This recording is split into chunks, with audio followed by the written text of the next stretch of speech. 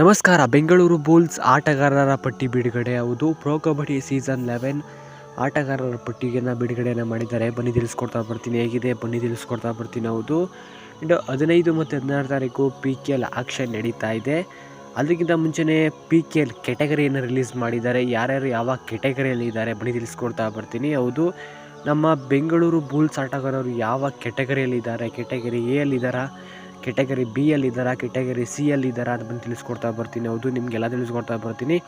ಹೆಚ್ಚಿನ ಅಪ್ಡೇಟ್ ಬೇಕು ಅಂದರೆ ನೀವು ಈ ಕೂಡಲೇ ಹೋಗಿ ಟೆಲಿಗ್ರಾಮ್ ಚಾನಲ್ನ ಜಾಯ್ನ್ ಆಗ್ತಾ ಬನ್ನಿ, ಫ್ರೀಯಾಗಿ ಅಪ್ಡೇಟ್ ಪಡೀರಿ. ಹೌದು, ಆ್ಯಂಡ್ ನಮ್ಮ ಬೆಂಗಳೂರು ಬುಲ್ಸ್ ಟೀಮಲ್ಲಿ ಒಬ್ಬರು ಕೂಡ ಕೆಟಗರಿ ಎಲ್ಲಿ ಒಬ್ಬರು ಕೂಡ ಇಲ್ಲ, ಒಬ್ಬ ಪ್ಲೇಯರ್ ಕೂಡ ಇಲ್ಲ. ಬೇರೆ ಬೇರೆ ಟೀಮ್ಗಳಲ್ಲಿ ನೋಡಿಕೊಂಡ್ರೆ ಎಲ್ಲ ಟೀಮ್ಗಳು ಕೂಡ ಕೆಟಗರಿ ಎ ಪ್ಲೇಯರ್ಸ್ಗಳು ಇದ್ದಾರೆ. ನಮ್ಮ ಬೆಂಗಳೂರು ಬುಲ್ಸ್ ತಂಡದಲ್ಲಿ ಕೆಟಗರಿ ಎ ಪ್ಲೇಯರ್ಸ್ ಒಬ್ಬರು ಕೂಡ ಇಲ್ಲ. ಕೆಟಗರಿ ಬಿ ಅಲ್ಲಿದ್ದಾರೆ, ಸೌರಭ್ ನಂದಲ್ ಅವರಿದ್ದಾರೆ, ಸುರ್ಜಿತ್ ಸಿಂಗ್ ಅವರಿದ್ದಾರೆ, ಭರತ್ ಹುಡ್ಡಾ ಅವರಿದ್ದಾರೆ, ಸುಶೀಲ್ ಅವರಿದ್ದಾರೆ.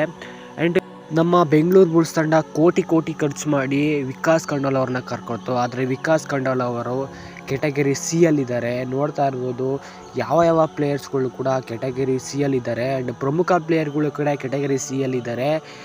ನಮ್ಮ ಬೆಂಗಳೂರು ಬುಲ್ಸ್ ತಂಡದಲ್ಲಿ ಒಬ್ಬರು ಕೂಡ ಕೆಟಗರಿ ಎ ಪ್ಲೇಯರ್ಸ್ ಕೂಡ ಒಬ್ಬರು ಕೂಡ ಇಲ್ಲ.